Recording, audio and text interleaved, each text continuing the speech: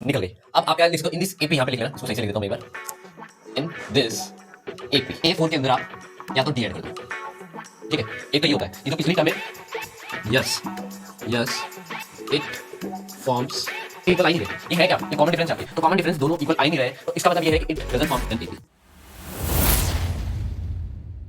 Last video हमारी introduction वाली थी, अब हम स्टार्ट करने जा रहे हैं आपके एग्जांपल। सबसे पहले हम देखेंगे एग्जांपल नंबर 1। हम चैप्टर कौन सा पढ़ रहे थे, arithmetic progression, chapter number 5।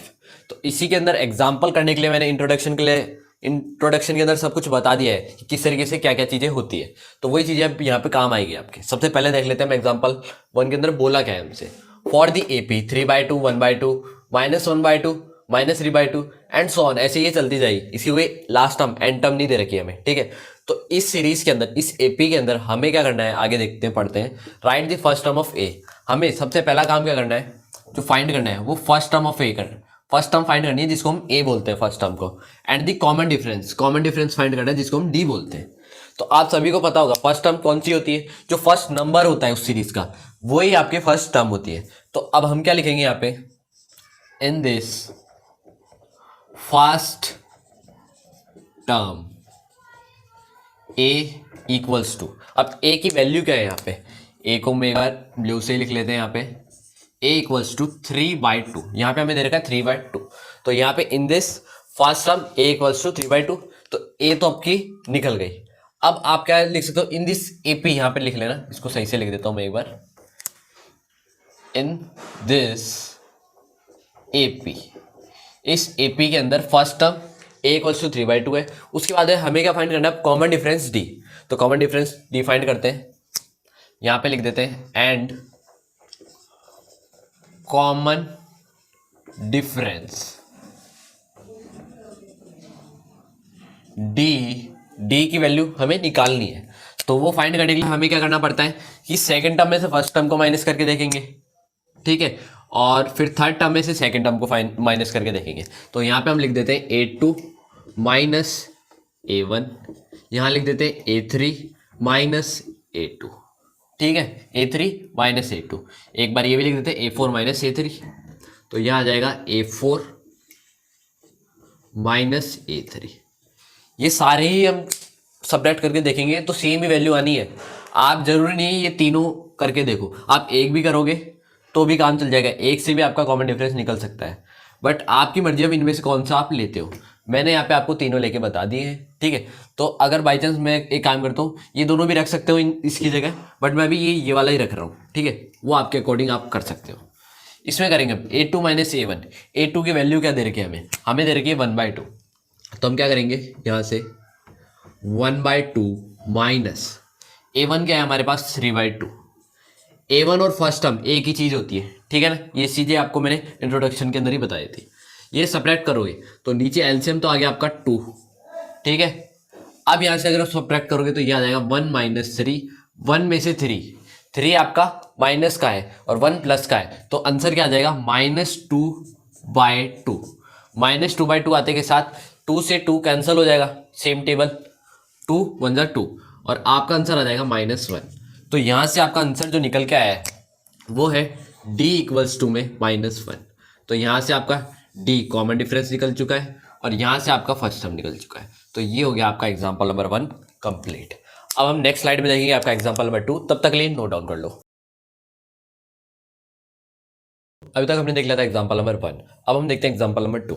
Example number 2 के अंदर हमें ये 4 लिस्ट दे रखी है। जैसे कि एग्जाम्पल नंबर 2 के अंदर पूछा क्या है वो मैं पढ़ के बता देता हूँ आपको। Which of the following list of numbers form an AP, इन चारों लिस्ट में से कौन सी लिस्ट एपी फॉर्म करती है, ये पूछा है हमसे। उसके बाद में आगे पूछा है if they form an AP, अगर इन चारों में से कोई सी भी एक एपी फॉर्म करती है, 1 2 3 या चारों एपी फॉर्म करती है, जो भी एपी फॉर्म करती है, राइट द नेक्स्ट 2 टर्म्स। तो उन एपीज का आपको अगले 2 टर्म और निकाल के बताने। तो आपको करना कैसे, जैसे कि फर्स्ट है, फर्स्ट करोगे तो उसके अंदर आपको क्या करना है, A2 माइनस A1 निकालना है एक बार, तो ठीक है।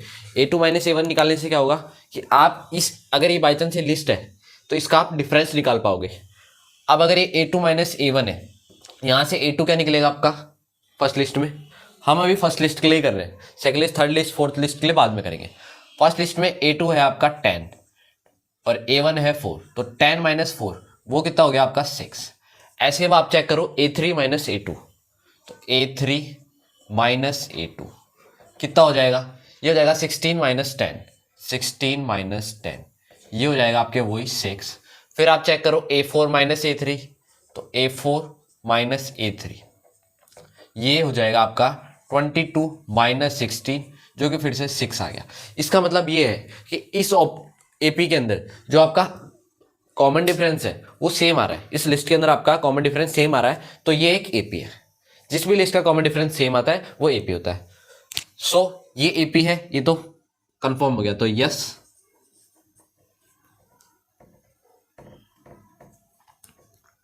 It forms an AP. ये लिखते के साथ अब आपको क्या करना है, इसकी अगली दो टर्म निकाल लेनी है। तो अभी तक आपको पता है A1 निकल रखा है, A2 निकल रखा है, A3 निकल रहा है, A4 निकल रखा है।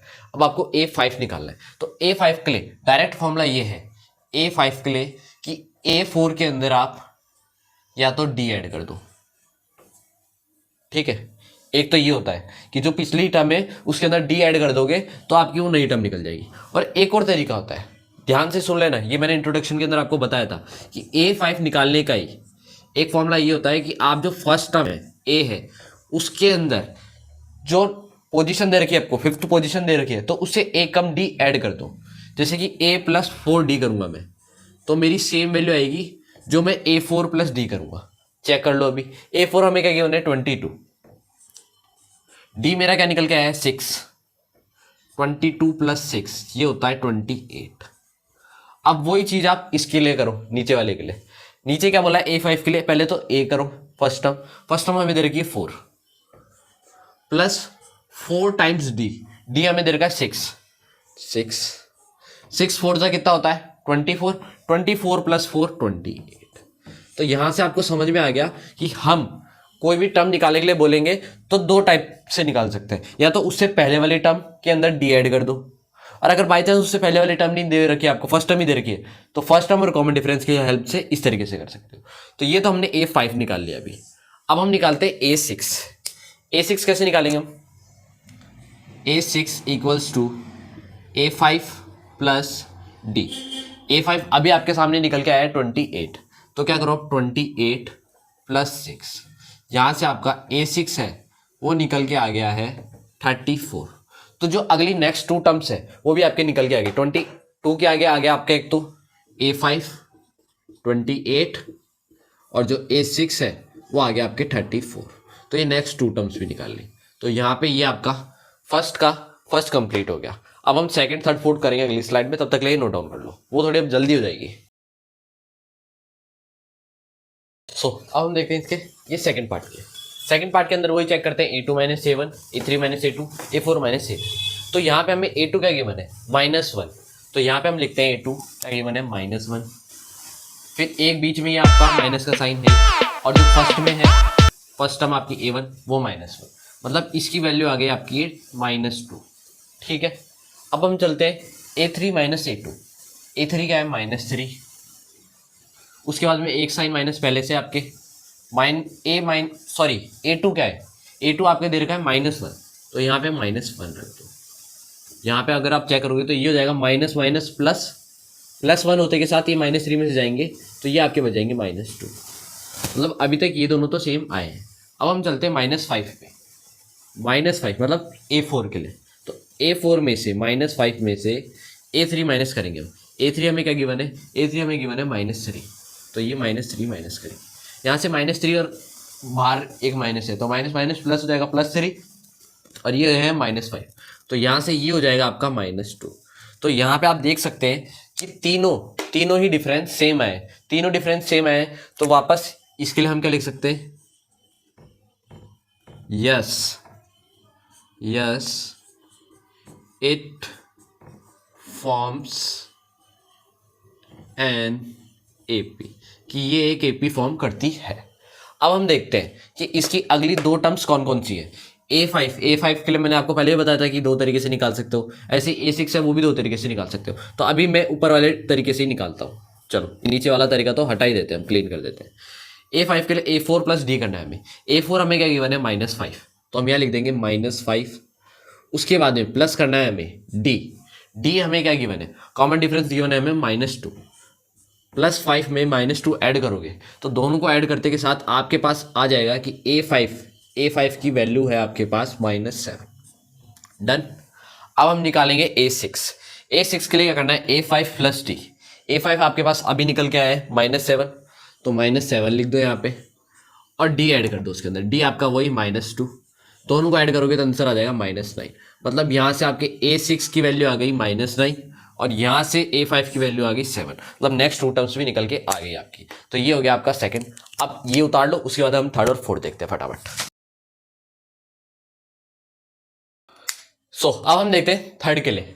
थर्ड हमारे पास क्या गिवन है, फर्स्ट टर्म है इसकी -2, सेकंड 2, फिर थर्ड -2, फिर फोर्थ -2, फिर फिफ्थ आपकी 2 आ जाएगी, सॉरी -2 आ जाएगी। तो मतलब एक बार नेगेटिव में फिर पॉजिटिव नेगेटिव पॉजिटिव नेगेटिव, मतलब ऐसे ही चलता रहेगा। अब इसके अंदर हम चेक करते हैं कॉमन डिफरेंस निकाल के कि हाँ कि ये एपी है या नहीं। सबसे पहले हम चेक करते हैं A2 - A1। A2 क्या है यहाँ पे A2 है आपका 2, ठीक है, 2 आ गया, एक नेगेटिव साइन पहले से बीच में आएगा। उसके बाद में A1 क्या है आपका -2 आ गया, तो -2 इक्वल्स टू माइनस माइनस ये क्या हो जाएगा, ये आपके हो जाएगा प्लस, तो ये हो जाएगा 2 + 2 4, ठीक है। अब ये A2 - A1 निकल गया। अब देखते हैं A3 - A2। A3 हमें दे रखा है -2, एक नेगेटिव साइन बीच में, और A2 दे रखा है हमारे पास क्या 2, तो वो 2 डाल देते हैं। अब -2 और -2 ये कितने हो जाएंगे, ये आपके हो जाएंगे -4। अब वापस A3 पे जाओ, A3 के ऊपर जाओगे तो A3 है आपके पास -2, उसमें से हमने A2 को माइनस करके देखा तो हमारे पास देखने में क्या आ रहा है कि ये 4 आ रहा है, ये -4 आ रहा है। तो अब हमें आगे निकालने की जरूरत ही नहीं है, हम यहाँ पे डायरेक्ट क्या बोलेंगे कि बस इतना ही निकाल देंगे कि A4 A-3 ये निकालना ही नहीं है हमें। और निकालना चाहो तो एक बार निकाल ही लो। चलो एक काम करो, A4 - A3 भी निकालो। 4 टर्म क्या है आपकी, 4 टर्म है 2 और 3 है आपके, 4 टर्म है 2, तो 2 में से -2, तो ये आ जाएगा आपके वापस क्या 4। तो एक बार 4 आ रहा है, -4 आ रहा है, 4 आ रहा है, तो अब आप यहाँ पे क्या बोलोगे कि A2 - A1 not equals to A3 - A2, कि ये दोनों इक्वल आ ही नहीं रहे। ये है क्या, ये कॉमन डिफरेंस है आपके, तो कॉमन डिफरेंस दोनों इक्वल आ ही नहीं रहे, तो इसका मतलब ये है कि it doesn't form an AP. No, it doesn't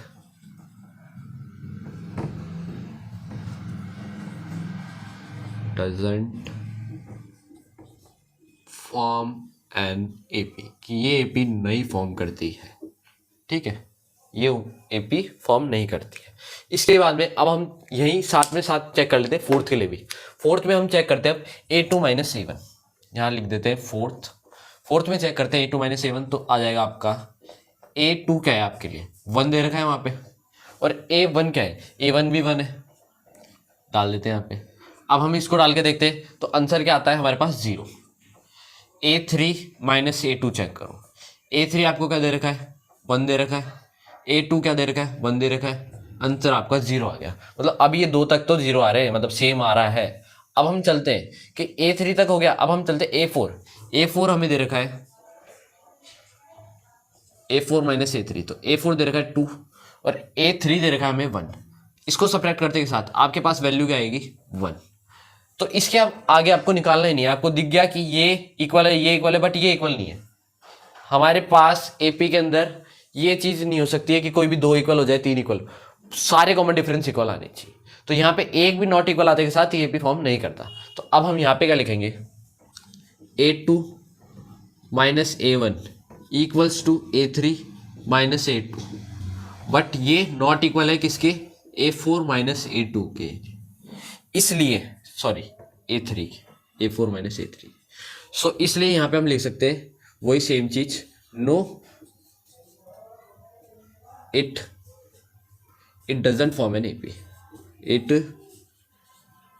doesn't form an AP, ये एक एपी फॉर्म नहीं करता है। तो यहाँ से आपके 4 तक हो गए, इन दोनों में एपी कोई फॉर्म नहीं करती, इसलिए हमने थर्ड और फोर्थ जो नेक्स्ट इसकी 2 टर्म थी, नेक्स्ट 2 टर्म्स वो नहीं निकाली हमने, फर्स्ट और सेकंड में निकाल दी। क्योंकि वो एपी फॉर्म कर रही थी। तो अभी तक के लिए नोट डाउन करो। अब हम नेक्स्ट वीडियो के अंदर स्टार्ट करेंगे आपकी एक्सरसाइज नंबर 5.1।